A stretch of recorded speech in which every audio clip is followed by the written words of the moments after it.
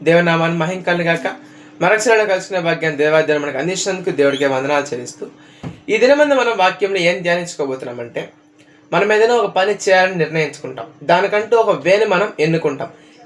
ఇలాంటి ప్లాన్లో మనం చేయాలి, ఇలా మనం చేస్తే మనం సక్సెస్ అవ్వగలం మనం అనుకుంటాం. అనుకున్నప్పుడు కొంతమంది వచ్చి మనకు మధ్యలో సలహాలు ఇస్తారు, అలా చెయ్యి, ఇలా చెయ్యాలి. అలాంటప్పుడు మనకి ఏమనిపిస్తుందంటే, మరి నాయన నాకు తెలుసురా, నేను అనుకునేది నేను చేస్తాను, మీరు వదిలేయండి అని అనుకుంటాం. అలాగే దేవుడు చేస్తున్న పనిలో మాత్రం మనం ఎందుకు సలహాలు ఇస్తున్నాం? దేవుడికి ఒక ప్లాన్ ఉంది నీ జీవితంలో, నా జీవితంలో. దేవుడు దాన్ని చేసుకుంటే వెళ్తున్నప్పుడు మధ్యలో ప్రభా నాకు అది కావాలి, నాకు ఇలా ఉండాలి, ఇలాంటి జీవితం కావాలని అడుగుతున్నాం. అప్పుడు దేవుడు సమాధానం కూడా ఇదే, మరి నాయన నీకన్నా ఎక్కువగా నువ్వు ఆలోచించిన దానికంటే గొప్పగా అయినా రిజల్ట్ ఇచ్చే ఒక ప్లాన్ నా దగ్గర ఉంది, దాన్ని ఎందుకు నువ్వు నిర్వీర్యం చేస్తున్నావు అని దేవుడు మనల్ని ప్రశ్నిస్తున్నాడు.